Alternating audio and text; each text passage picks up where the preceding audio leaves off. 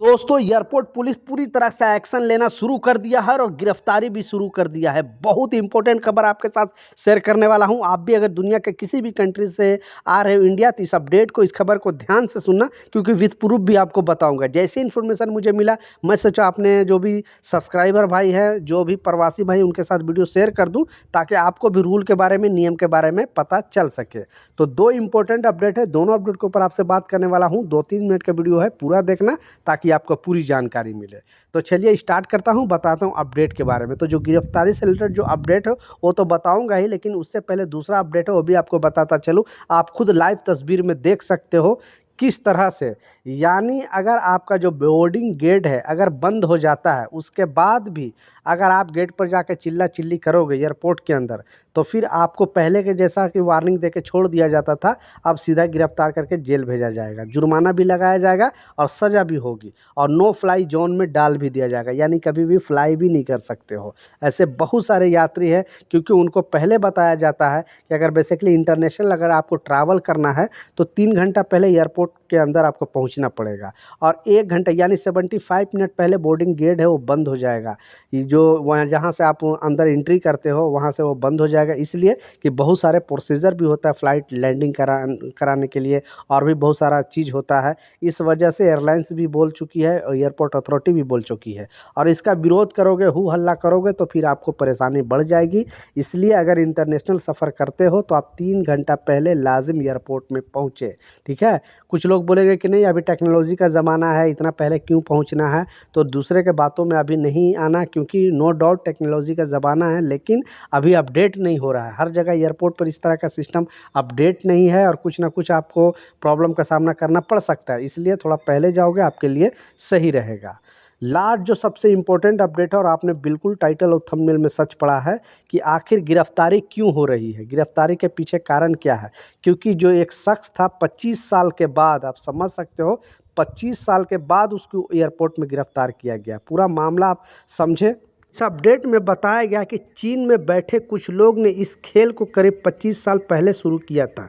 इन लोगों ने भारत के अलग अलग शहरों में से ऐसे लोगों को तैयार किया था जो उनके इशारे पर साजिश का अंजाम देने के लिए हमेशा तैयार रहते थे। चीन से रची गई एक साजिश को अंजाम देने के लिए जो गुरदीश दिल्ली के इंदिरा गांधी इंटरनेशनल एयरपोर्ट पहुंचा, वहां से उनके मंसूबे कामयाब नहीं हुए, और फिर उनको पता चला कि हाँ, इन्होंने कुछ गलत करने का मनसा बना कर आया है एयरपोर्ट पर, और उनके बाद जो है पता चल रहा है कि इसमें और कौन कौन लोग जुड़े हुए हैं।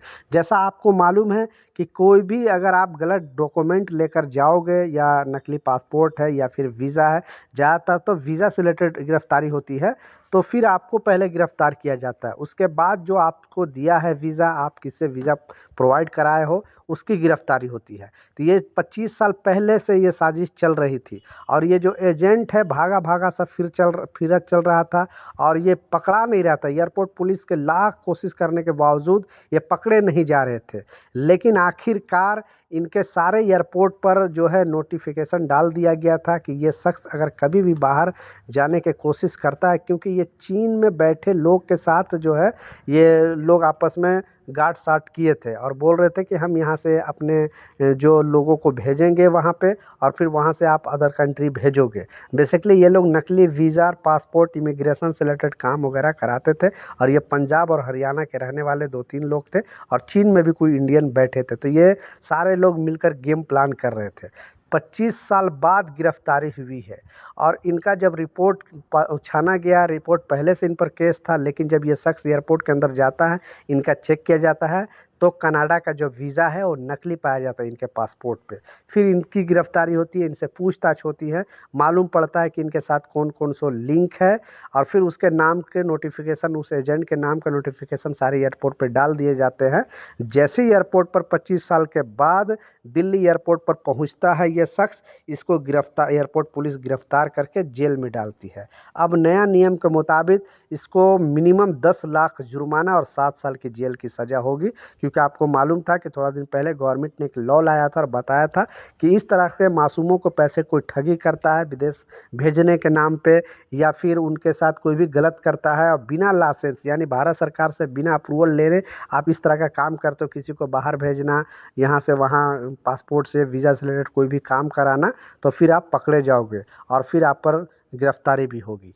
तो इस अब रूल के मुताबिक, इस शख्स के मुताबिक, क्योंकि 25 साल के बाद इसको गिरफ्तार किया गया है, 25 साल पहले इसके खिलाफ ये सब चीज़ रिपोर्ट दर्ज जारी किया गया था। फिर बाद में अभी लेटेस्ट में रिपोर्ट आया, तब पता चला कि ये शख्स कहाँ कहाँ छिपा है। तो कुछ पंजाब लोग से गिरफ्तारी हुई है, ये लोग दिल्ली के माध्यम से दूसरी कंट्री जाने के फिराक में थे। कुछ हरियाणा के लोग जो है ये भी, इनको भी गिरफ्तारी हुई है, ये लोग भी अदर कंट्री जाने के फिराक में थे। तो इनको कड़ी से कड़ी सज़ा मिलनी चाहिए। जो ये लोग पैसे दूसरे को एजेंट बनकर ठगते हैं और फिर नकली वीज़ा दे देते हैं, नकली इमिग्रेशन स्टंपिंग लगा देते हैं। तो भारत सरकार ने स्ट्रॉन्ग ऑलरेडी कानून बना दिया है, 10 लाख जुर्माना और 7 साल की जेल की सज़ा हो सकती है। तो ये कुछ अपडेट था, कुछ जानकारी था, मैं सोचा आप लोगों के साथ शेयर करूं। आप लोगों के साथ इसलिए वीडियो ये शेयर किया कि अभी बहुत ज़्यादा इस तरह का प्रॉब्लम चल रहा है। कोई भी आपको वीज़ा अगर दे रहा है तो पहले उसे अच्छे तरीके से जाँच करा ले। अगर आपको खुद जाँच करने के लिए मालूम है तो ठीक है, नहीं तो कहीं ना कहीं ऑनलाइन 2-3 जगह पे जाँच करा के बाद में ही आप ट्रैवल करें। नहीं तो एयरपोर्ट में जाओगे तो पहले आपको गिरफ्तारी होगी, बाद में फिर एजेंट की गिरफ्तारी होगी। तो ये कुछ अपडेट था, ये कुछ जानकारी था। मिलता हूँ नए अपडेट के साथ, नई जानकारी के साथ। जब तक जय हिंद।